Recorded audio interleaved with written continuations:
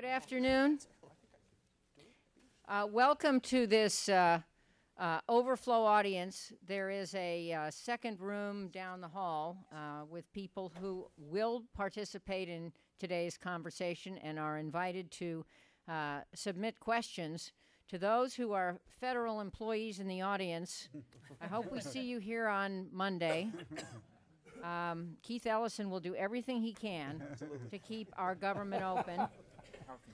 And I would not like to think of this or our magical Wilson Center dinner last night as the Last Supper. I'm Jane Harmon, the new director, president, and CEO of the Wilson Center, and today we roll out a new signature series called The National Conversation. Woodrow Wilson said, "We live in an age disturbed, confused, bewildered, afraid of its own forces, in search not merely of its road, but even of its direction." This century-old observation is directly relevant today and to what shapes the work of the Wilson Center. No one has missed the transformation taking place in the Middle East and North Africa, but many Americans are still confused, for example, about the U.S. role in Libya, why we intervened militarily to create a no-fly zone when we have not done so in many other Middle East countries, countries which I would argue pose greater strategic threats to us. Many remember the horror in Rwanda when we failed to act, and Bosnia, where ethnic cleansing continued despite a no-fly zone. But both occurred before 9/11. Now America is involved in interventions in Afghanistan and Iraq, and our economy is hemorrhaging debt and deficits with high unemployment numbers decreasing at glacial speeds. More than ever, we need a shared vision that defines the international role of the United States in the 21st century. We need a lens through which we can understand and prioritize our commitments, financial and human. The question before our panel today is, how do we determine that shared vision, especially with Congress plagued by toxic partisanship? Earlier today, in fact, at midnight, the Wilson Center released a white paper written by two actively serving U.S. military officers under the authorship of Mr. Y. Today's panel will use that paper to frame a discussion about the strategic narrative we need. As its new president and CEO, I view this institution as a safe political space to hold some of the essential debates that do not occur easily or productively in Congress or in other halls of power. And so, as I mentioned, today's discussion is a first. Let me welcome the members of our panel. First, a favorite of mine, General Brent Scowcroft, president of the Scowcroft Group, an international business advisory firm, and former U.S. national security advisor to Presidents Ford and George H.W. Bush. Then, the Honorable Anne Marie Slaughter, currently a professor of politics and international affairs at Princeton, former dean of Princeton's Woodrow Wilson School of Public and International Affairs, often confused with the Woodrow Wilson Center. Former director of policy planning at the U.S. Department of State. But most important, like me, one of the former vaunted research assistants to the late Harvard law professor and former legal advisor, Abram Chase. Congressman Keith Ellison, who is serving his second term representing the 5th District of Minnesota and sits on the House Financial Services Committee. No one missed Keith's moving testimony last month before the House Homeland Security Committee. Robert Kagan, senior fellow at Brookings, an expert and frequent commentator on U.S. national security and foreign policy, Washington Post columnist, and former State Department policy planning officer. Steve Clemons, blogger extraordinaire, senior fellow and the founder of the American Strategy Program at the New American Foundation, and our moderator, Tom Friedman, best-selling author, longtime foreign affairs columnist for the New York Times, winner of 3 Pulitzer Prizes, and most important, former scholar here at the Wilson Center. Former scholar. Right. That was helpful. No. This is going to be a lively afternoon. I will now dwell on this comment. Listen up. Former scholar at the Wilson Center, where he wrote my favorite book of his, From Beirut to Jerusalem. Absolutely. Yeah. That book, written in the 80s, is still as true now and as relevant now as it was then to what's going on in the Middle East. You should know that Tom is finishing a new book with a provocative title, That Used to Be Us. It will be published this fall, and as I think about that title and cringe, I hope that maybe today's discussion will change his mind. Finally, let me recognize a few Wilson Center board members and friends in the audience. Ambassador Joe Gildenhorn, who's chairman of our board. I think Susan Hutchison is not here. Oh, you are here. There you are. But you were not here last night. Got it. Sam and Jan Donaldson, who Sam heads the Wilson Center Council. Ambassador Arturo Serracon of Mexico, there he is, whom I have adopted and I'm now giving active assignments on behalf of the Wilson Center. And I think former Senator Don Regal is here. Is he here? He's not here. Thank you all for being here. Let me inform you that at least Congressman Ellison has to leave promptly at 1:30. I think several of you do. So we will keep this thing moving. We have an ace moderator who will do this and who I know will allow plenty of time for audience questions. The national conversation, as they say on the tube, begins right now. Well, great, Jane. Thank you.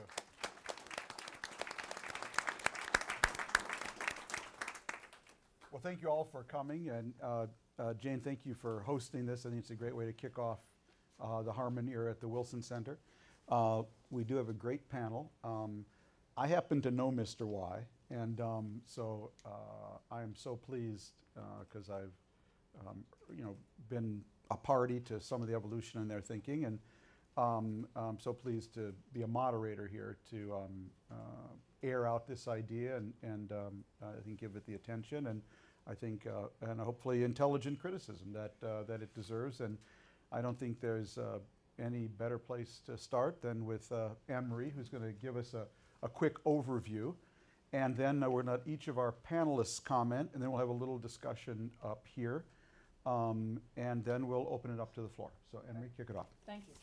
So I am also very happy to be part of rolling this out. Many of us have been talking to the authors for a while, and we think it's an important set of ideas. It's great to be able to roll it out at the Woodrow Wilson Center under Jane Harmon. Let me start by saying what this is not. It is not a national security strategy. We have one of those. I hope you all have read it. We have national security strategies with every administration every 4 years. That's not what this is. This is a national strategic narrative. 3 long words to say it's a story about where the United States is in the world and where we want to be and how we get there. And it answers the questions that many, many, many Americans are asking. Suddenly, we don't quite know ourselves. Indeed, the title of Tom's new book really captures that, a sense of having lost our bearings or simply not having the certainties that we had in the Cold War when the national strategic narrative was we were leader of the free world, we wanted to expand the free world, we wanted to stand for the values of democracy and justice and liberty everywhere, but particularly against the Soviet Union. That's a story you can tell in a couple of sentences. We don't have that story today. So that is what this document lays out, and at the very least, it ought to open a national conversation, exactly as this session is titled. Let me give you the one-sentence version of the national strategic narrative and 5 key points about the world we're in and how we should adjust to it. So I have to start by saying we don't have as snappy, it does not have as snappy a formulation as leader of the free world. It says that in an interconnected world, the United States should be the strongest competitor and the greatest source of credible influence, the nation that is most able to influence what happens in the international sphere, while standing for security, prosperity, and justice at home and abroad. So, competition, influence, domestic strength. 5 key shifts that this narrative acknowledges and then actually proposes how we should respond to. So the first is from control to influence. And it's a fairly simple argument. We were never able to control international events, but we had a much better possibility during the Cold War, when you essentially had a bipolar world with 2 principal actors, than we do in a world of countless state and non-state actors. Nobody controls anything in the 21st century. Indeed, it's just not a very good century to be, it's not a good time to be a control freak. Whether it's your email or global events, it's sort of the same problems.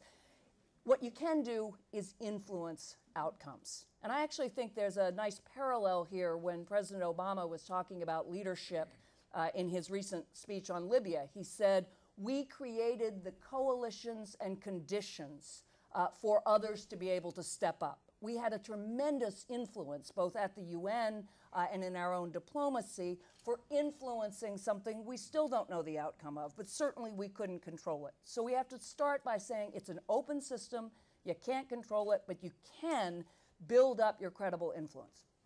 Second, from containment to sustainment. The containment, of course, really the founder of our strategic narrative during the Cold War, George Kennan. It doesn't make sense to talk about containing. Whom would we contain? What we need to do is focus on building ourselves up in a sustainable ways. We need to invest in our own sustainable resources, our young people, our education, our infrastructure, our environment. That is the secret to our power, the source of our influence going forward, from containment to sustainable prosperity at home and strength. Third is really sort of in many ways part of the core of this narrative, from deterrence and defense, which of course again were the hallmarks of the Cold War narrative, to civilian engagement and competition. So part of that is moving away from an overemphasis on military assets toward a greater emphasis on civilian assets. And here I'm proud to say the State Department and USAID have been strongly working on exactly that, and our military has been very supportive of building up our civilian assets. But equally important, we move from deterrence, which is essentially a negative posture, it's stopping things from happening, to active competition. And one of the strongest parts of this narrative is it says, we're afraid to compete. Something's happened in the American psyche where we're afraid to compete. We can still compete, we can out-compete, and that has to be a core part of our strategic narrative. Fourth, from zero-sum to positive-sum politics. Now, here again, this is something many sophisticated commentators have been writing about for quite a while. We've moved from a zero-sum world, again, think about that bipolar, if the Soviet Union was up, we were down, and vice versa, to many, many situations that are much better characterized by win-win or positive sum than by zero-sum. And finally, from national security to national security and prosperity. Now you think, well, great, so let's add another noun. It's a deeper point than that. My generation has had our whole foreign policy world defined by national security. But national security only entered the national lexicon in the late 1940s. It was a way of combining defense and foreign affairs in the context of a post-World War II rising Soviet Union. And we shape most of our foreign policy through a national security lens. National security and prosperity embraces this idea that our strength is much more about our domestic investment and our civilian engagement and our ability to compete. It broadens that lens. It doesn't say national security is not important. Of course it's important, but it is too confining and too narrow a narrative to guide our investments and our own sense of who we are. So with those 5 points, I think Good. I will leave it and open it to conversation. I mean, it was a great summary. Thank you very much. Brent, I want to defer to you. You're the senior member of this panel. And, By far. And you've been a practitioner as well. And so give us your reaction to this. Is it relevant? Is it helpful at this time? I think it's both relevant and helpful. What I like the paper. I like Elizabeth's summary. Emery. I think that we ought to put it in what I would call a historical framework, because I think we're facing a historical discontinuity. And the authors refer to the Treaty of Westphalia and so on. The Treaty of Westphalia recognized the existence of the nation-state system, codified it, and so on.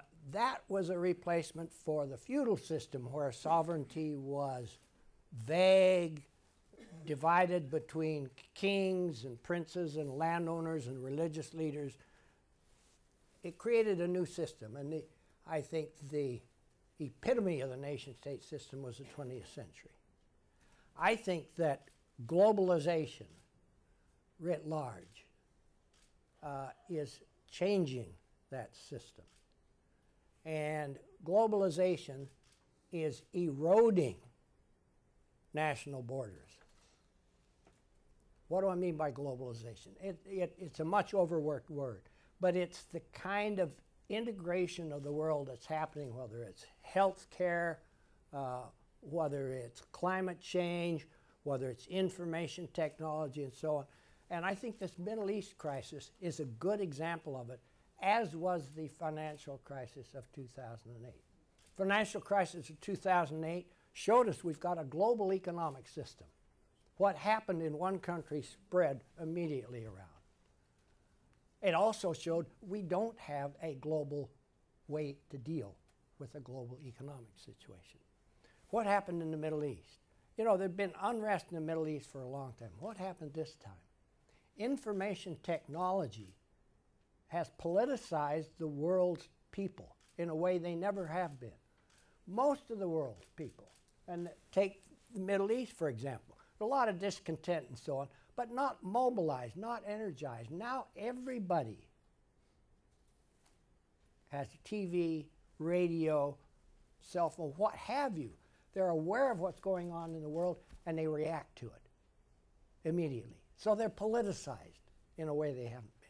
Secondly, the existence of things like Facebook and so on, which I barely understand, but what they do is accomplish the thing that's been hardest in showing resentment. How do you organize and run demonstrations? It used to be a highly dangerous operation. Now you can do it, you can turn out 1 million people in 10 minutes on Facebook. Turn out at Tufter Square at 10 o'clock tomorrow morning. Now, this force of globalization, to me, is the best way to look at it. It's akin to the force of industrialization 250 years ago. Industrialization really created the modern nation state with a lot more power over its citizens and to deal with issues than the earlier Westphalian state system had. And it brought the state together. It made it more powerful. Globalization is reacting the same way, but in the opposite direction. It is diluting the power of the nation state to deal with important things. More and more issues, you have to reach outside national borders to get cooperation to deal with them. Climate change, health issues, you go on and on, terrorism, all of these. And I think what we're seeing now, and what this paper shows clearly, well, not so clearly because it's not explicated, but what it shows is we're in an uneasy transition now, historically, between the world of the nation-state system and this globalized world where the nation-state system is no longer the organization that can deal successfully with all these. How it will come out, I don't have a clue. How long it will take, 100 years, 1,000 years, I don't know. But it seems to me it's this uneasy relationship between the nation state and the powers that are undermining the nation state that the authors so aptly try to deal with. Brent, thank you very much. Bob, give us your take on this. Well, I'm glad Brent put it in historical context, because I tend to think about things historically too, and we are a little bit simplistic sometimes in looking back on our previous history, including including the Cold War. Sure. I mean, even when Anne-Marie, everybody says this, so it's not particularly, I'm not blaming you, when everybody says we had all these certainties during the Cold War, I recall a few disagreements about during the Cold War, including the disagreement as to whether the Cold War was the right frame of reference. So that's point one. Point two is, it's certainly right when Anne-Marie says that we should never assume that we had any idea of control during the Cold War. The monuments to the success of containment can be found in Europe. In Asia, it was nothing but catastrophe. Mm-hmm. If you think about the time when the United States was supposed to be the most powerful nation in the world, where the whole world was our oyster, and run by our best and our brightest, the way we used to be, Dean Acheson and Harry Truman in the 1950s. If you look at the period from 1945 to 1955, and you think about the Chinese Revolution, you think about the Korean War, you think about all of which, by the way, had very important and long-lasting strategic ramifications for us, not to mention the Soviet explosion of the hydrogen bomb, et cetera, et cetera. Let's not fantasize about the past as a way of beating ourselves up about the present. Mm-hmm.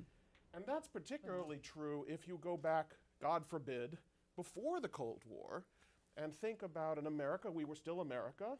We were having meetings like this, in fact, of one nature or another. There was no paradigm. There was no easy paradigm for American foreign policy from at least the 1880s through World War II. It was one series of confusions and misguided steps, and we thought we were this, but then we turned out to be that, and the story of us getting into World War I is the best tale of that. And I'll just end with this. By the way, let me first, I should have said at the beginning, I do welcome this paper. I think that I'm mostly arguing with it, but I do welcome it because I think any discussion of our narrative is an important discussion, because we certainly should be thinking about these issues, and I agree with some of the basic core elements of this paper. But when I think about the past, I get worried when we start to think that everything that's happening now is brand new. And I'm particularly thinking now about the issue of globalization. Because if you do go back and look at the late 19th century and early 20th century and read the writings about that people were saying in that period, they were astounded at what had happened in the world. Mm-hmm. They were undergoing a communications revolution that was unprecedented, the laying down of the telegraph, the steamship, the ability to cross oceans in a matter of days, the ability to communicate instantaneously. This was a marvel, and including in people who thought about strategy and what was going to happen in the world. And the assumption was that because of this incredible interconnectedness, and particularly economic interconnectedness, that they had entered a new era, that the old rules of power, the old geopolitical conflicts, they weren't going to happen anymore because nations and peoples were bound so closely together. And some of the most brilliant expressions of this, whether it's Norman Angel's book in 1909, came about 5 years before the outbreak of World War I. Now, I don't think we're 5 years from the outbreak of World War I, but I think it is important to ask this question: what has changed? What stays the same? I am less convinced that the nation state is on its way out. If anything, I would say since the 1990s, the nation state has made a kind of comeback. A lot of this argument about how the nation state was withering away began in the 1990s. Jessica Matthews' Power Shift laid it all out in 1994. But we have actually seen surprising resilience by the nation state. Now maybe it's illusion, maybe it's just about to crack, But maybe it's a little bit more with us than we think. And I'm going to end by just saying this. The thing that I think the paper lacks a little bit is a description of how the world works. You know, in the sense of, do we still believe in a core realist point that power interaction among nation states is still important? Because if it is, and I think it is, you can't quite get rid of deterrence. You can't go to Japan today or South Korea today or nations on the periphery of Iran today and say you don't believe in deterrence. So I would say, yes, let us compete. Let us, by all means, become prosperous. I'm all for that. I'm not sure what that means. It reminds me of the Steve Martin joke, you know, you can be a millionaire and never pay taxes, first get $1 million. You know, I'm all for prosperity, but as we move forward, let's not kid ourselves that we have safely steered out of precisely the 20th century. I'm not at all convinced we've left either the 20th century or the 19th century in terms of some fundamental issues having to do with power. You know, let me take up one thing, use my prerogative, because I think you've focused on a really important issue, which is, you know, what's new and what's Memorex, you know, basically.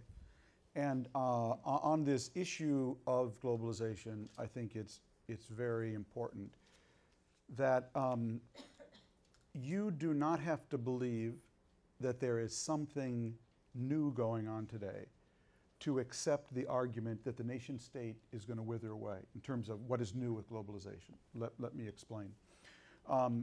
Because, see, my own view on this is that, yes, if you define globalization purely as trade, then in some ways there's a straight line between what was going on in the 19th and 18th century and where we are today. But if you define it as something much broader than just trade, as the ability to act globally, there's something fundamentally new today, I would argue. That the globalization of the 18th and 19th century was spearheaded first by countries globalizing. They were the agent of globalization, and then by companies globalizing. What to me is new today, fundamentally new, which this paper, I think, touches on or is built around, is a difference of degree that is a difference of kind. What is new today about the globalization is the ability of individuals to compete, connect, and collaborate globally as individuals. It is of a level of discontinuity with any kind of globalization, I would argue, by degree that we have ever seen before. Now, where I would agree with you, I happen to be the view that the state matters more, not less, in this world. Because the state, in many ways, people still live in communities and clusters. They need infrastructure. They need rule of law. The state is actually the plug with which you plug into this world. And if that plug is corrupted, corroded, you know, your interaction with this world, we can see, will be corrupted and corroded. So I think you can still believe in the state, and you can believe that there is something fundamentally new. I just want to put that out, because I think the globalization... You respond to it, or you just want to put it out? I'll let you put it out. Just put it out. I didn't put it out there. You and I will argue about this. Steve, and then we're going to let Keith close. Well, first of all, I want to commend Wayne Porter and Puck Mickleby for putting out this paper. I also agree that it's important to initiate Who are they? a serious conversation. Yes, Mr. Y. Are we allowed to tell who they are? They tell who they are in the paper. Yeah, so sorry, the role of a blogger. In any case, you know, when I think about it, and I agree with so much of what has been said already, but when I think about power in states, power is essentially a function of future expectations. And I almost want to rename their paper from, what is it, the National Strategic Narrative, this is not going to be a viral title, to something like how to position the United States as the Google of nations rather than the General Motors of nations. I mean, America is a very well-branded... I mean, the point of this paper, and what is embedded in it, with which I agree, although they try to dismiss the declinists, which I'm not. I'm taking a realistic assessment, which I know you do, Tom, is the United States is facing a situation today where it's very well-branded. There are lots of expectations of it. It has enormous capacities around the world that are somewhat sprawling, but collectively it's just not adding up to weigh in as the defining edge of what's going on in the world. China today looks like the Google of nations. As Anne-Marie pointed out in her comment, it is a much smaller economy, et cetera, but it is what people think 20 years from now that matters, that gives China a premium on power today.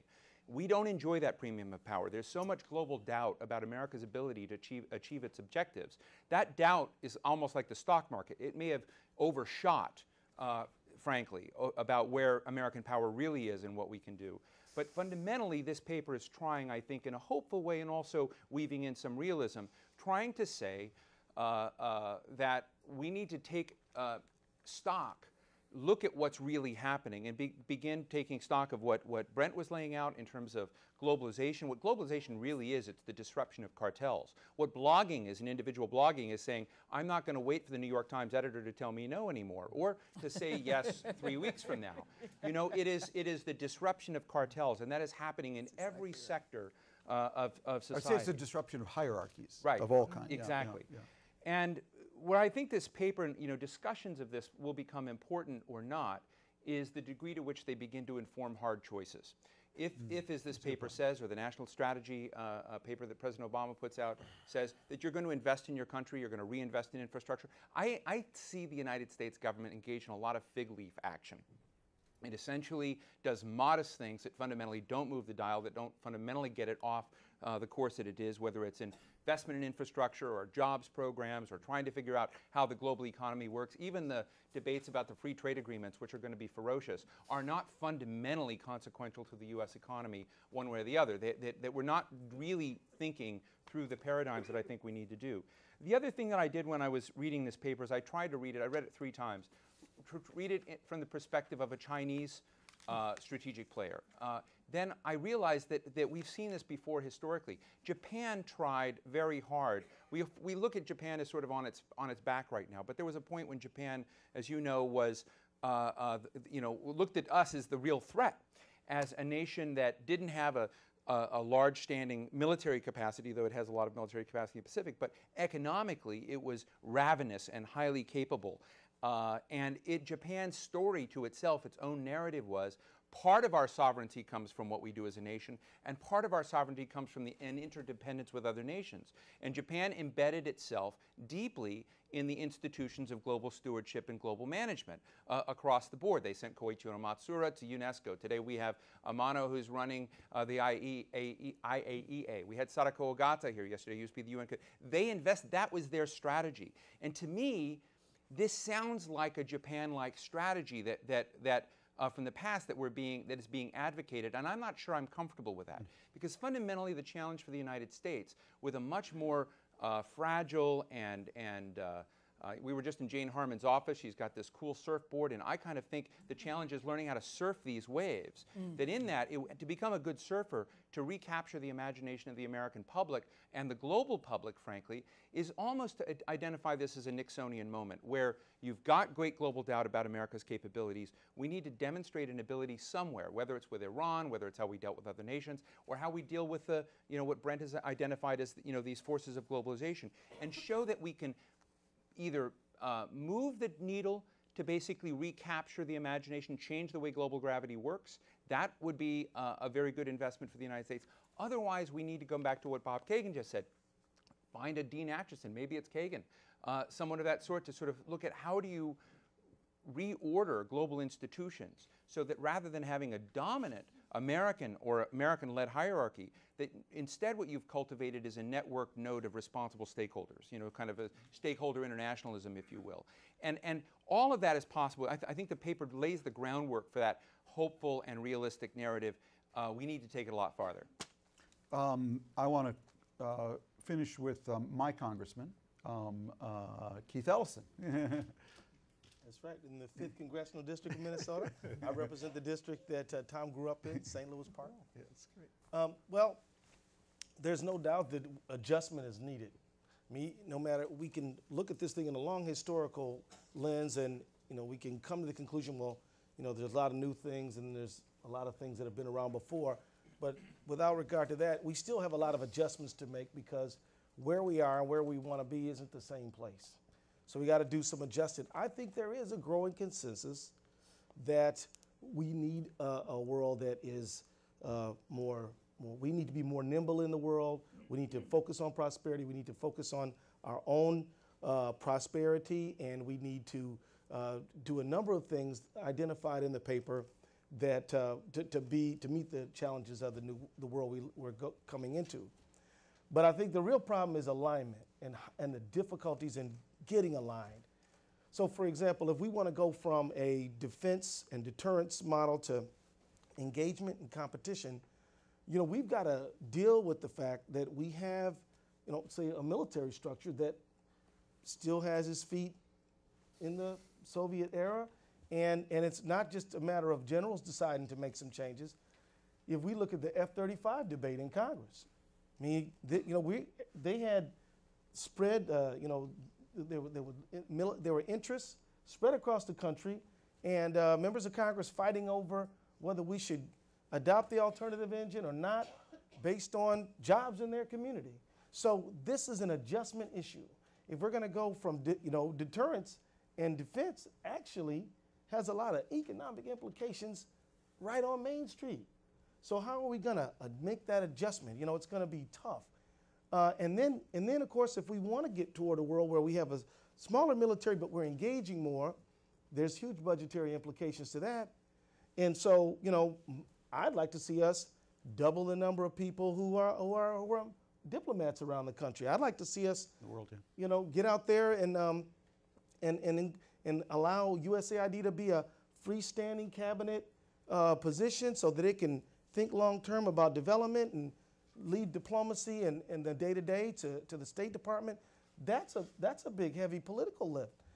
So I think that we do need to make the adjustments, but making those adjustments is gonna be tough. If you think about the Arab Spring, for example, how do we meet the moment there? Our policy has been basically three-pronged, I think. Basically, the United States' relationship with the Middle East has been based on oil, Israel, and terrorism.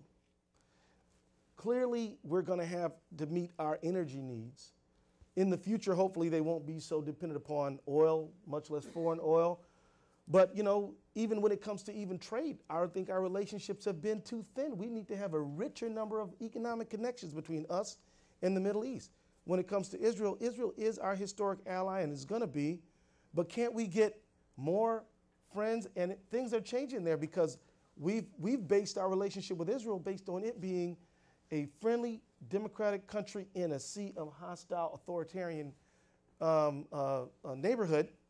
But, if things work out well for the Arab Spring, it won't be the only democracy in the neighborhood anymore. And that's something we should hope for.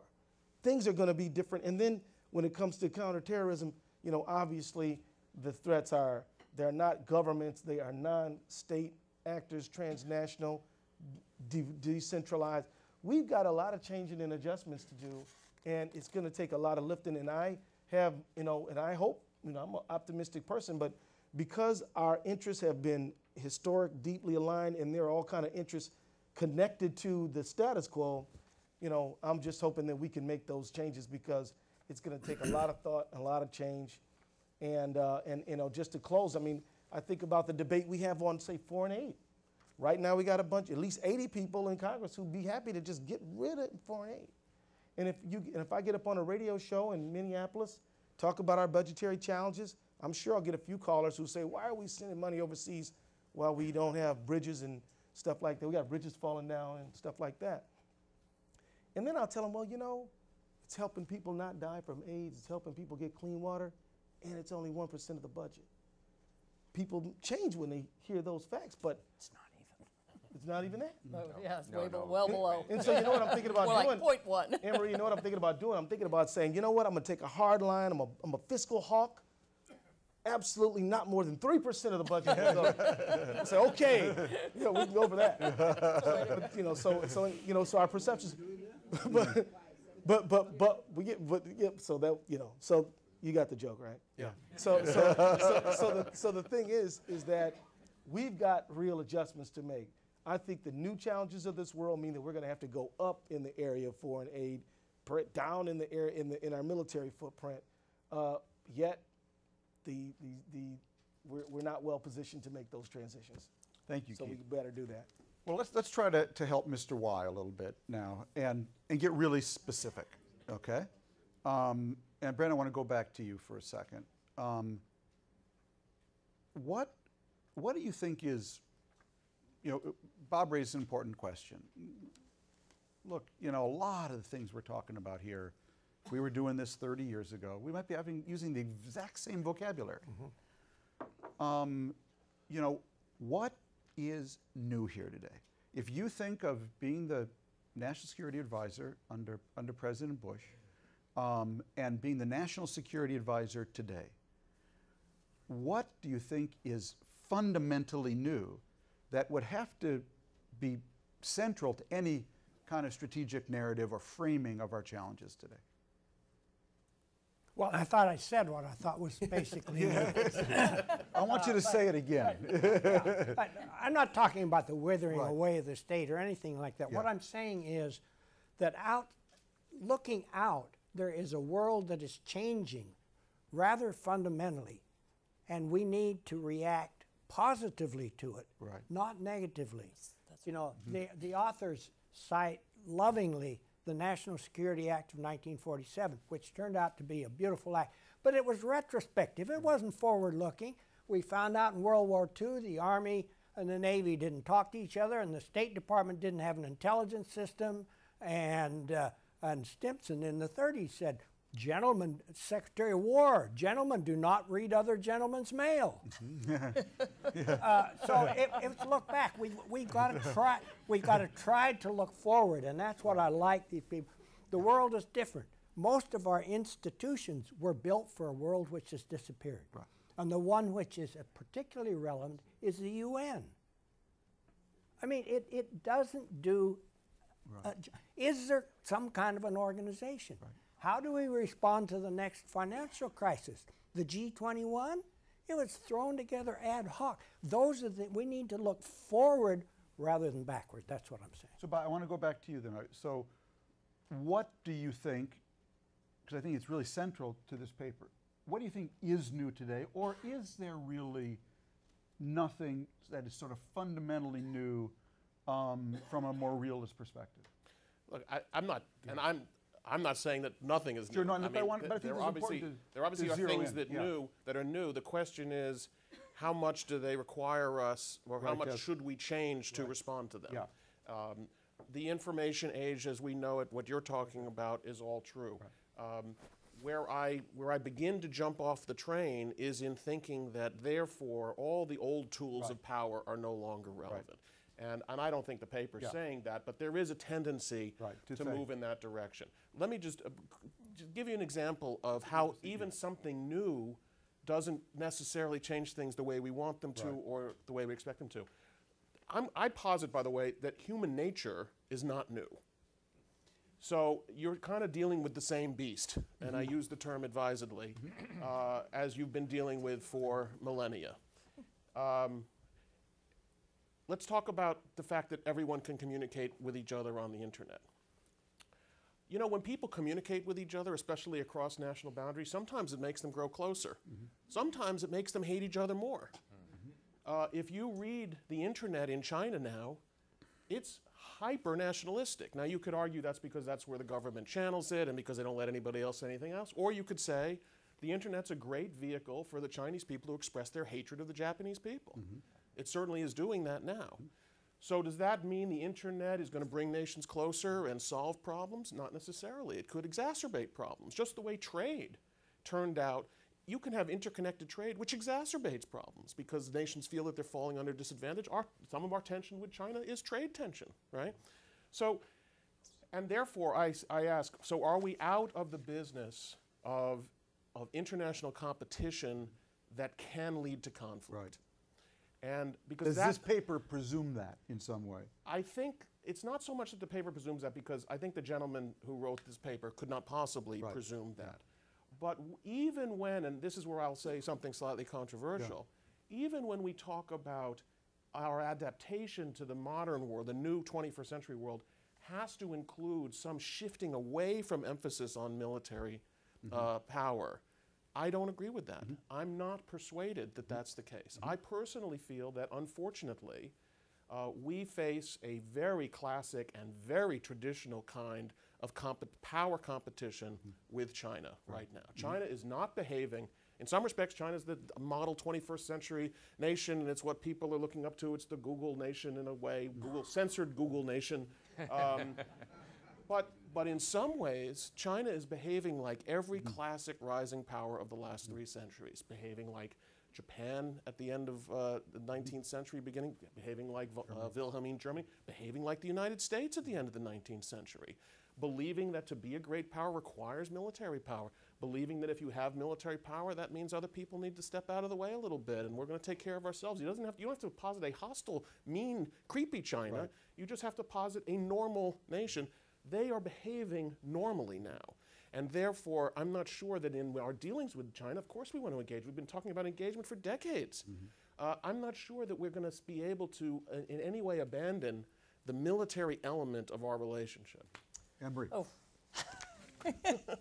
So I think there are 3 things that really are new. And the first, Tom, you said exactly, and you actually pointed to it in the Lexus and the Olive Tree, which was the super-empowered individual.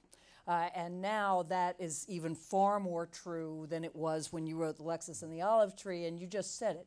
It's the ability of individuals to do things that only states could do. Now, we obviously saw that with 9/11, where individuals could actually attack a nation in the way that only other nations had been able to. But now, individuals can actually communicate the way only governments used to be able to communicate. And one of the things that was interesting with WikiLeaks is, all of our diplomacy was based on the idea that we needed to get information from diplomats and other places. I can tell you, Twitter and the State Department reporting system, they're pretty comparable, and Twitter's probably ahead in terms of how much information you can get. So this idea that individuals can act in ways that only states could is definitely new. And second, the nature of power is different. I still believe in states. I still believe in military and economic power, absolutely the size of your territory and your military and your economy. But there's a whole nother dimension of power that simply did not exist before, and that is how connected you are. And anybody under 35 understands that immediately, whether it's how many followers you have, it's how many links you have. It's as simple as thinking, who was the leader of the terrorists on 9/11? Mohammed Atta. How did we know? He's the only one who was connected to all other 19. The person who is the most connected is the most powerful because they're the person who can mobilize, like Wael Ghonim in Egypt. That is a dimension of power that didn't exist. It's a very important dimension. When you say the Google of nations, what I think immediately is the nation that's most plugged in to the global economy, global society, has a different dimension of power. And the third thing that's changed is absolutely what Steve said about responsibility, responsible stakeholders. What President Obama keeps telling other nations is, you want to be a great power. It's not enough to have a big economy and a big army and a big territory. You have to take responsibility for enforcing the norms of a global order. Interestingly, even Qatar, little Qatar, when it joined the coalition in Libya, said, well, if you're going to lead, you have to take responsibility. We have a global order and we have institutions whereby nations actually do take responsibility. That's a real change from the 19th century or even the 20th century. So I would say in all those ways, it doesn't negate what was, it's on top of what was, but we have to adapt to it. Last thing I'd say, because I think one of the reasons this document is so important, it breaks open a conversation too many Democrats in particular have been afraid to have. It breaks open a conversation about military spending. I'm going to divorce myself from the authors now. They're both serving members of the military. I'm going to take this from me. We have to have a more open conversation about the defense budget and our relative priorities and how we're going to spend, investing in our individuals, investing in our society as sources of power, in lieu of, because there are going to be some trade-offs, investing in the traditional means of power. And you can believe we need a strong military, as I do, and still believe we have to have that conversation, and we have to have it a whole lot more openly than we've been willing to have. No, I think you raised a couple of really important points. One is the speed of change. I wrote The World is Flat in 2005, and Facebook isn't in it. So in fact, when I wrote that book, Twitter was a sound, 4G was a parking place, Skype was a typo, and the cloud was something in the sky. And that's in just 5 years, basically. So, but the other thing that I'm really wrestling with, and I think the discussion you and Bob are having, really came through in Tahrir Square. You see, if you really, and I had the pleasure and incredible opportunity to be there, if you actually listen to what people were saying, what they really, I would say, wanted most, they certainly wanted democracy and freedom. But if you ask me what they wanted absolutely most, they wanted justice. Exactly. They lived in a deeply unjust context. And so if we think about how do we help them, how do we nourish them, actually they want justice. It's very interesting. Which institution did they go after violently first? They went after the police. The police were the instrument of injustice. They went after two institutions. They burned down the NDP, that was the state party, and they basically would have burned down every police station. The police disappeared. Now think about how we interface with Egypt. We give them $250 million in economic assistance and $1.3 billion to the Egyptian army. Now the Egyptian army, when it comes to owning real estate and being in business, makes the People's Liberation Army of China look like pikers, okay? And when I think about the conversation we should actually be having with Egypt now, I think it should start by saying to the army, guys, we're just, for starters, we're taking, you have no predators. You have no natural predators, okay? You're not going to be attacked by Israel, Sudan, Libya. Actually, you have two predators, poverty and illiteracy. So right off the top, we're going to take this Cold War number, 1.3 billion in military aid, and first of all, we're going to retrain the police, okay? And we're going to create a justice system. And then we're going to use the rest to help you build schools. But there's just something about how we interface. The last thing Egypt needs is more F-16s. I mean, it's just so out of context of what actually is emerging there. And I really think we need to rethink a lot of that. You need to remember why Egypt gets $1.3 Oh, I remember. Yeah, no, believe me, I had nothing to do with that. Yeah, no, I realize that, and it's and that's a conversation we have to have with certain lobby in Washington. Steve, and then to Keith. But, I mean, I think this point about military spending, and some people think it's practically immoral to talk about the costs when there are national security issues at stake.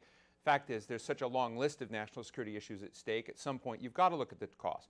And if you go back before 9/11 and you look at what we were spending on defense to feel as a safe nation then, and you account for inflation over time, we've spent $2.3 trillion above that pre-9/11.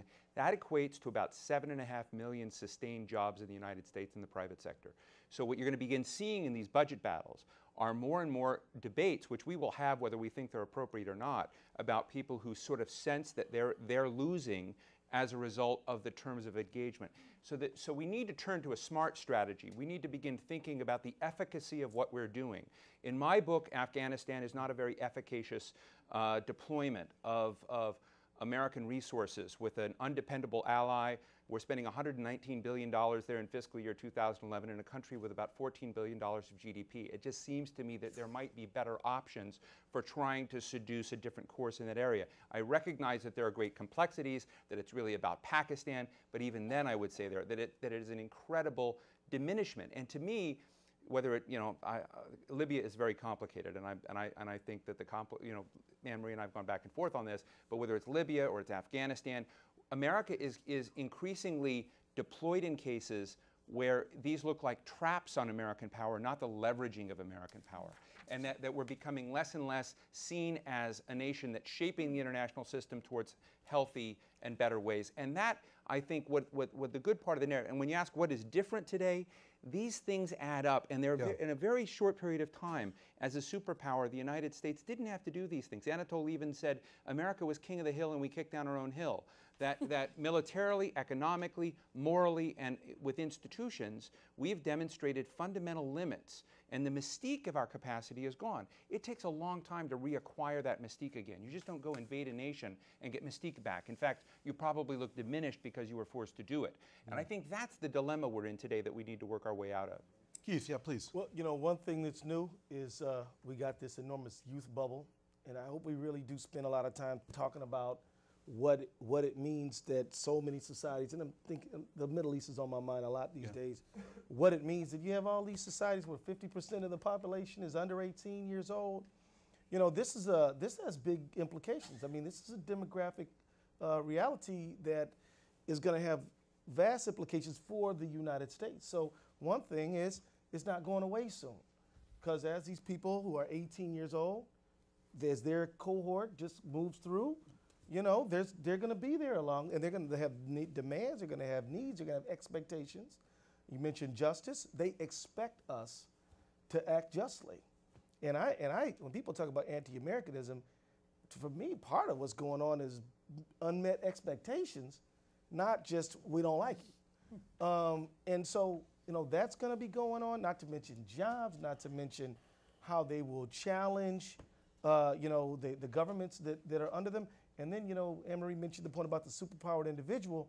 Well, that's just, you know, the youth bubble plus that just changes things in an exponential way. So, and then it means a lot for, you know, this whole military security discussion, because I believe our country should have a strong military, but I don't think the present composition of it needs to be what it is.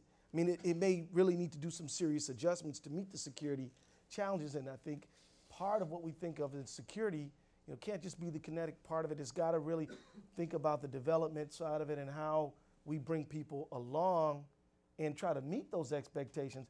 And I'll say, you know, I think the president gets this, because, you know, if you listen to that Cairo speech and you listen to the entrepreneur summits and things that he's done, it's very clear to me that he understands the need for the adjustment. But the problem is aligning where we know we should go with where we are, and how there are so many settled expectations around keeping us where we're at. We got one quick, please go ahead. one quick Please, statement on the military side of it. I think Bob Gates made one of the most telling statements a couple of years ago to me. We need to prepare for the wars we're likely to fight, not the ones we would like to fight. And I think this whole thing, the F-22, all of this goes to that, and it's a tremendous part of the defense budget. We have a question from the floor, and let me just preface by saying a book I'm writing, actually, I have a co-author, Michael Mandelbaum from Johns Hopkins, and Michael recently published a book called The Frugal Superpower, which basically said sooner or later this is going to catch up to us, and we're going to have to make some choices. And I was thinking about it this morning because I read Peggy Noonan's column in the Wall Street Journal this morning. I'd commend it to everyone because it basically is it surprised me. It was a get out of Afghanistan column. It basically said. Been saying that for years. Oh really? I didn't realize she was there. But I'm sorry. But it just sort of posed this whole issue of kind of deficits versus schools. And so, you know, the question we have, and Bob, I want to pose it to you: how does our federal deficit cut down on our ability to influence this new international system? And the way I pose it to you is, should the authors here that can you talk about foreign policy today, defense policy, national security policy, without having a strong opinion on sort of this domestic debate on deficits, spending, and actually say, here is what I feel about this, because therefore I want to invest more here, because this is how I see the world? Well, obviously not, but I find that there are sometimes when I hear the discussion about how the military has to be reduced because of our budget deficit, in some cases, I'm not talking about the panel here, I know that the same people were calling for the military to be reduced when we didn't have a budget deficit, and we've got an overlay. What we really have in some respects is let's redefine the American mission, which is a very legitimate debate, which we've been having for 200 years. Yeah. So, and we will continue to have. If we are just, in fact, talking about dollars and cents, I cannot take seriously any claim that our national security, that our national health as a nation is being harmed by the percentage of money we spend on defense or could be saved by cutting, let's say, 10% out of the defense budget if you're not talking about entitlement programs, which to say that they dwarf the defense spending issue is an understatement. I had a very friendly and enjoyable discussion and debate with Alice Rivlin, who wants to cut the defense budget because her argument is everybody has to take their fair share. I understand that argument, but if you ask Alice Rivlin, does cutting the defense budget by, let's say, 10% have anything to do with the catastrophic out-year deficits that we face? She would say no. That's not what's driving those deficits. What's driving those deficits is entitlement spending and other kinds of things. So I would like to have a national security discussion about entitlement spending. Look, I am opposed to dumb wars. I want a strategy where we fight no dumb wars, only smart wars. Let's stipulate. I hate to, I'm all for that. I'm opposed. I know. I love all this. I love all this smart power, smart this. I'm for smart. Some people are for dumb, but I'm for smart. And I would not say, yeah, let's go into Afghanistan and spend 9 years not winning there. That would not be my strategy. But this is not the first dumb war we've fought. There was something called the Vietnam War. Lost something like 55,000 Americans. 58. 58, thank you. Now you can tell me how much it cost. Probably cost a lot, I'm thinking. It did not end the United States, first of all. And when we talk about America's diminished appearance in the world, I'm thinking 1968, not a high moment for America's appearance in the world. And yet, we recovered, you know. We have fought so many dumb wars. I see a great historian in the audience right here who knows how many dumb wars we've fought. We're going to fight more of them. I guarantee it. But that doesn't mean that therefore we could say, okay, we got to get out of this business, because the reasons we get into these wars sometimes are all from very good reasons. And so that's why I don't think we can just say, we're fighting dumb wars, let's cut back on this. But we do need to deal with the deficit. And just to get back to your point, you can hold military spending at the rate of inflation and have no discernible impact and probably get what we need in the near term. I just think that the military budget should not be the focus of our discussion on this. Emery? I would say the military budget should not be the only focus. I think we agree. I would totally agree we have to have a discussion about entitlements.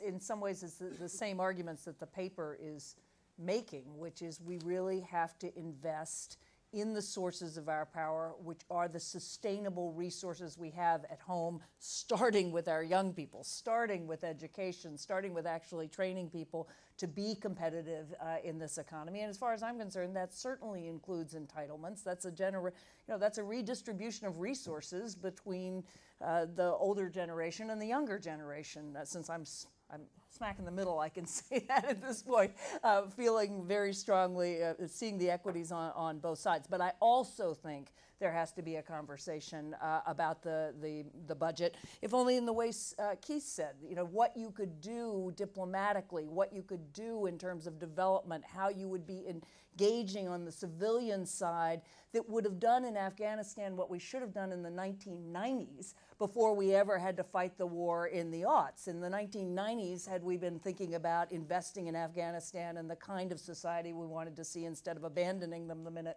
the Soviets pulled out, we could be in a different place today. So let's just stipulate that I think we need to have that conversation across the board. But again, one of the powers of this paper, it's a bipartisan narrative, or it's a nonpartisan narrative. It's just a nonpartisan narrative that invites us to have that conversation with a broader concept of where our security really lies. Let's go. Keith, I want to open the floor, if we could, just get some questions. But I got to vote. Oh, you got to vote. Oh, I'm so sorry. Then you trump everything. But so, is the government going to shut down?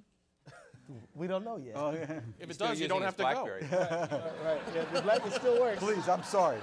But His BlackBerry shuts down. Still paying the bills. all I want to do is thank you and Thanks all so the much. panelists. I learned a lot being able to Great. be here, and wish I could stay here for the dialogue, because I know I'm going to learn a lot more. My friend Jane Harmon, thank you very much for all you do. It's so good to see you again.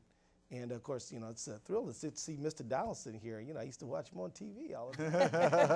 Watch you on TV. Yeah, that's good. One of these days. Keith, thank you very Thanks much. a lot, everybody. Appreciate it. Keith. So let's use this as a moment to open it up to the floor here. We've got some questions. The first one I took was from the overflow room. I want, please, if you'd stand up and identify yourself and your question. Louise Diamond, Global Systems Initiative. There's a microphone there if you take that. Thanks. Thank you. What this paper does is ask us to look at the narrative, the overarching narrative by which we say who we are, why we're here, and what we're all about in the world. And what we know about narrative is it's a set of assumptions, it's a set of beliefs, and it determines everything that we do. And what we know about budgets, which this conversation has moved toward a lot, is that the budget is the outpicturing of our narrative. It's the conversation about how we actually do what we think we are, who we think we are, and what we think we're here to do and be. So my question, actually, I'm sorry Representative Ellison left because he was getting to this. How do we align a narrative in a changing world when we see through the budget conversation that there are vastly different narratives, vastly different stories about who we are and what we're about? Steve, you want to take a crack at that? Yeah, it's a great question. It's a tough question. In my book, I think you need to shift sort of where Brent Scowcroft was saying is you need to first embrace the fact that lots has to change. This is a town of risk-averse institutions, a town of inertia, a town of vested interests. It's not a town that really embraces the notion of how do you pivot very quickly and rapidly in a different direction. So fundamentally, you need to begin putting out narratives like this. Anne Marie oversaw the QDDR Quadrennial Diplomacy and Development Review. You know, people may read it and say, well, it's not the the thing that would keep them up all night reading, bestseller. But it is an effort to rebalance and shift the discussion about some of the tasks the United States faces. For instance, I found it fascinating watching in Egypt and Libya the interaction between Hillary Clinton and Bob Gates. Hillary Clinton is on a hard drive to reassert the State Department's statutory authority as the lead in all of these issues. When I sit in White House meetings, I hear the admirals and the generals defer for the first time ever in these kinds of meetings to the state. Now, it may be a fig leaf again, it may be symbolic, but it's at least the beginning of this. Now, if you watch the budget debates and you read the papers and you read where some of the critics of the administration have been, you would think the Pentagon is the be-all, do-all, and that's all there. They didn't notice what Susan Rice and Hillary Clinton pulled off in terms of building an international consensus, and there's very little respect for the role of diplomacy in the world.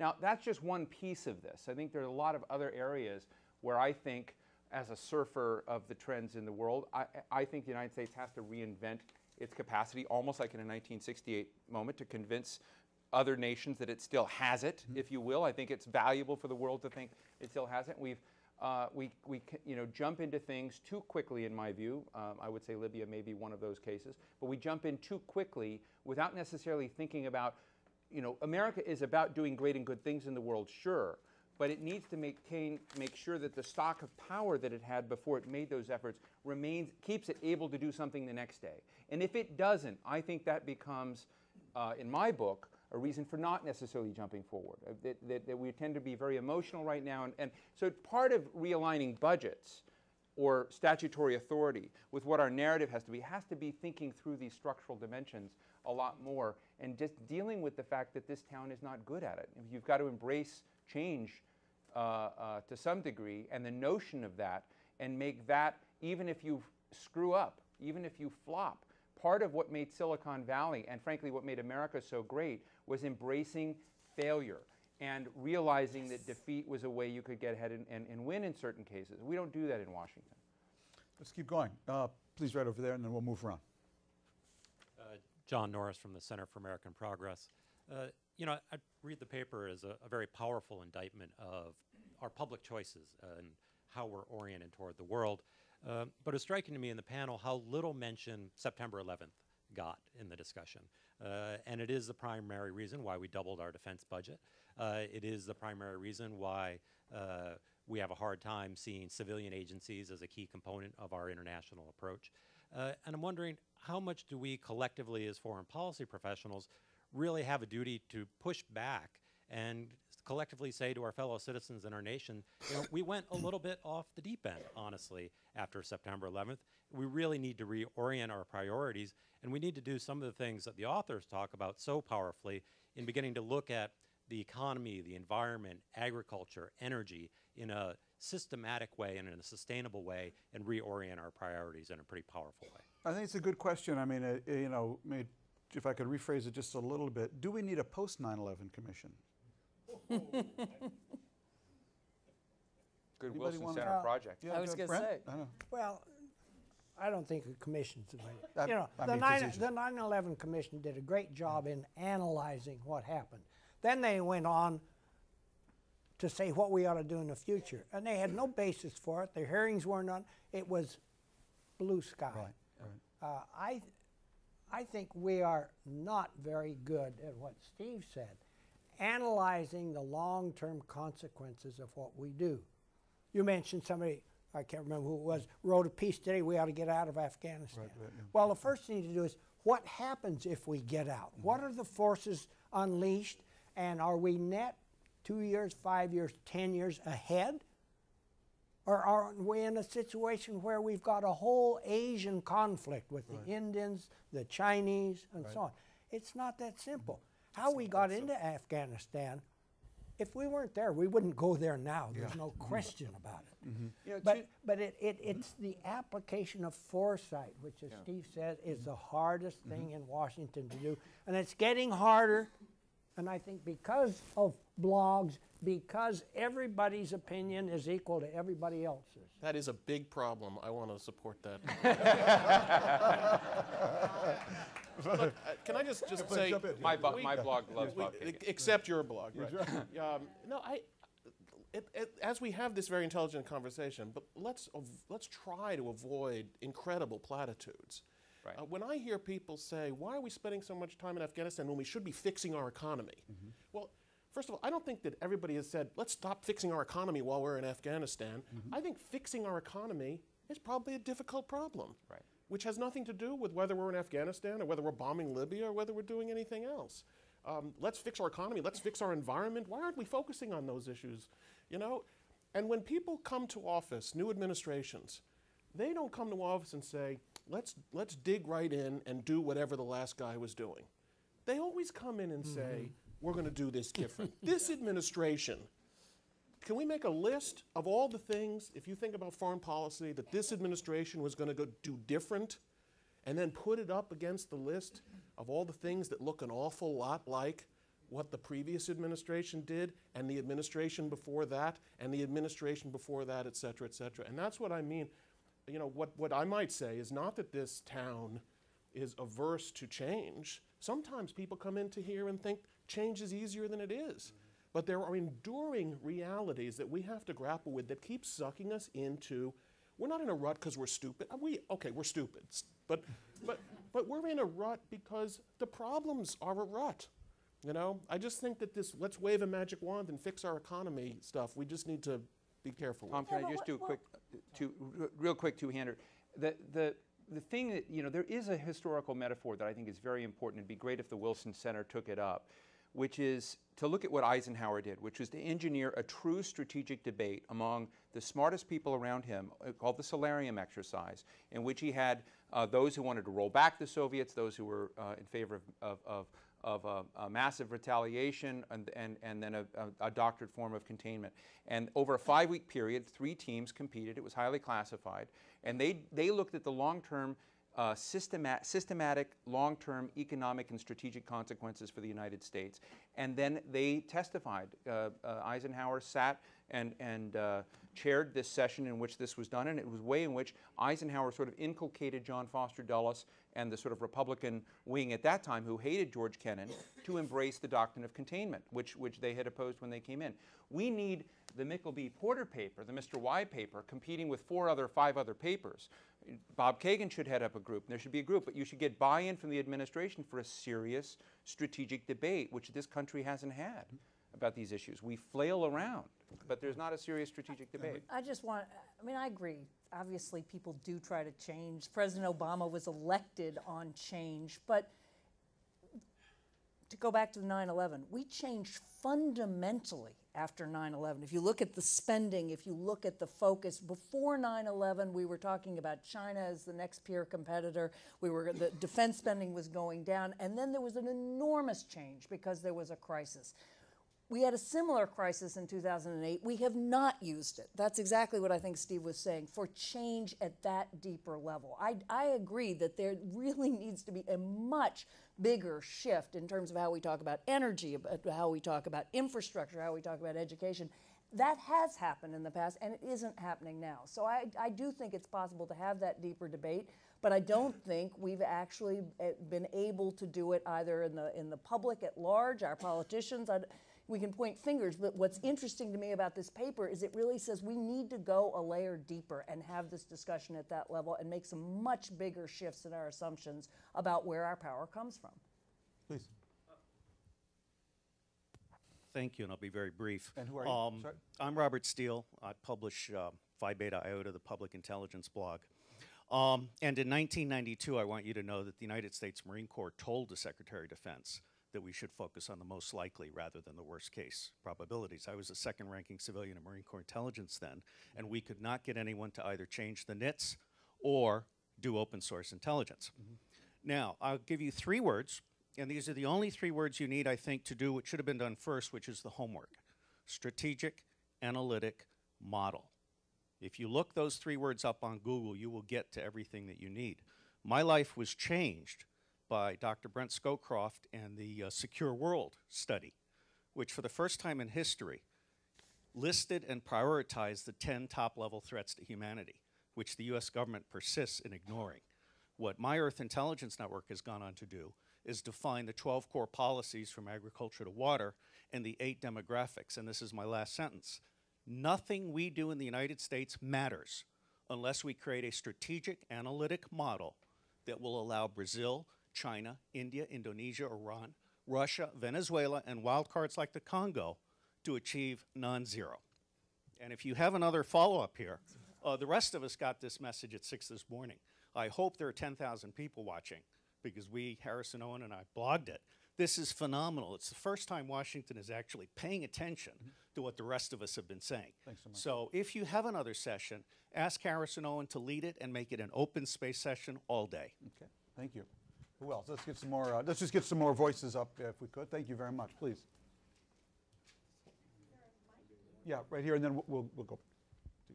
I'm Susan Hutchison on the board of the Woodrow Wilson Center, and I'd like to talk about communication, or ask you about communication. All 5 of you are excellent communicators, written and spoken. When we talk about all new media and this amazing ability to mobilize people, I can't help but think about what's going on in the Middle East and, you know, democracy breaking out all over, as we like to think of in Egypt, for example, but this overriding fear that when push comes to shove, this is not going to result in a better situation for us or the world when free elections are held in Egypt, for example, because whoever best manages the communication is going to win the election. And so as you look at the Muslim Brotherhood, for example, most people think they've got the power right now. If there were an election tomorrow, they would win. That's not, we think, in our best interest or the world's. So could you address this whole idea of the medium is not the message is the message.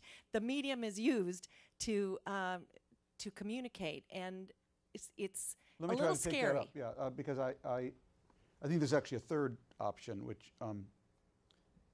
you know, whenever I get to speak on college campuses about the energy issue, because I'm a big believer that at the end of the day, bang, bang beats tweet, tweet. And we should always keep that in mind, you know, that a lot of this Twitter, Facebook, I'm into all of this, you know, but I also understand its real limits. And one of the messages I always try to convey to college students is that ExxonMobil, they're not on Facebook. They're just in your face. Peabody Coal, they don't have a chat room. They're in the cloakroom of the US Congress with bags of money. So if you want to change the world, you got to get out of Facebook and into somebody's face, whether that's in the US Congress or Tahrir Square. And there's just this little problem I really know. People say, well, I blogged on it. You blogged on it, really. That's like firing a mortar into the Milky Way galaxy, okay? All right? I'm really glad you blogged on it, you know, because, you know, I mean, I really have to tell you, you know, that, and I'm totally into blogs and I love Steve. I mean, it's not that, you know. Not that there's anything wrong with it, I've right, got better Tom? aim. Okay, exactly. But, you know, we have to, and young people in particular, there's a faux sense of activism out there that is really dangerous, because I always try to say, you know, trust me on this, I am an old fart now. Your world may be digital, but politics is still analog. And we've kind of gotten away from that. Egypt changed. Yes, Facebook was hugely important in organizing people, but the fundamental change happened because 1 million people showed up in Tahrir Square.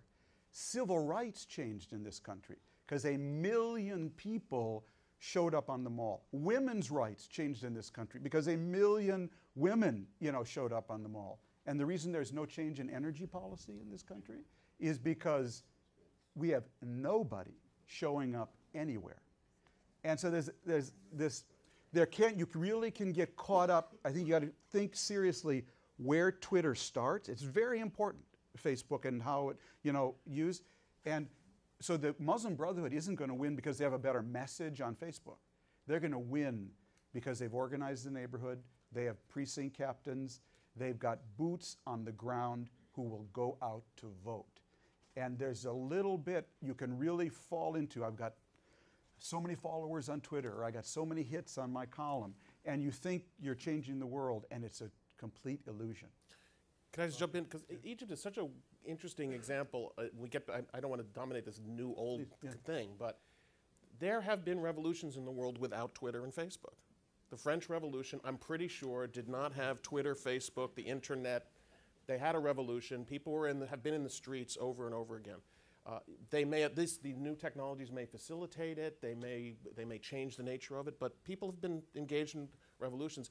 And to me, what the most important lesson of Egypt is that what I consider to be the indomitable human desire for freedom, for individual autonomy, for justice, is still unfolding. We've seen this in every other part of the world, and the last holdout was the Arab world. So to me, this is just an unfolding process, which you might say has been unfolding for 300 or 400 years now, which the United States had a big role both in beginning and then in supporting. So, you know, I don't know what the lesson of that is. Brent wants to jump in. Brent, I think there's one difference. Egypt, absolutely, and nothing unique about it. But the fact that one guy immolating himself in Tunisia sparked the whole region, even to the Chinese being very concerned. That's new. That could be because of communication. The only point I make is that keep these in balance. I think Facebook, they are hugely important, but I agree with you, but that underneath it was something actually universal, deep, and very human. And we we got to keep this in balance. Which remains a big strength of the United States, by the way. Well, on the Muslim Brotherhood, I want to just put something on the table, because in this paper, there's a comment in there saying we need to avoid bin-ism, or creating these clusters that throw everyone in. I think that we need to have an honest discussion about the Muslim Brotherhood. In fact, it would be very smart of Jane Harman and others to organize a conference to invite folks here and to engage, because the Muslim Brotherhood in a totalitarian regime is the only action in town. I've met many Muslim Brotherhood members across the Arab region. Some of them are real Democrats. Some of them do have theories of how do you respect minority political rights within a different regime. Some of them are awful. And I think one of the challenges, when you remain walled off from the whole system, you actually end up giving an odd kind of legitimacy. One of the challenges for the United States today, as it goes out and try to help people, it actually can delegitimate them in the eyes of certain interests and legitimate the alternative. We need to figure out an engagement strategy for political Islam writ large, but get out of throwing everyone in the Muslim Brotherhood or from the Islamic category. We've got to get engaged and begin to figure out so they can see who we'll engage with and who are the awful thugs who don't believe in women's rights or don't believe in any kind of minority political rights. That's the challenge. And so I welcome the space in Egypt It won't be just 2 alternatives. There'll be 17 alternatives that come up in that. That's a good point. Just before Bob leaves, I just have to say, just like no one's for dumb wars, there's actually nobody out there who's saying Twitter or Facebook caused these. What caused these was the desire for justice and the tremendous bravery of people who are willing to go out even though they risk getting shot. It's an enabling force, and it is an enabling force, as Brent said, that is actually quite extraordinary, particularly in combating the ideology, the technology of oppression. This is the technology of liberation. It's against the technology of oppression. But it does also, and I want to go back to this, it allows individuals to think that they actually can be part of something bigger if they are mobilized to actually leave. And that goes back again to what's really changed here, that individuals have a role they didn't have before. And I go back to the point that this paper makes, which is we've got to be investing in those individuals in this country. We've got to be thinking about our social, our intellectual, and our physical infrastructure as a source of our power. Because I don't want to end without actually just thanking Wayne Porter and Colonel Wayne Porter, Captain Wayne Porter and Colonel Puck Mickleby for actually opening this conversation.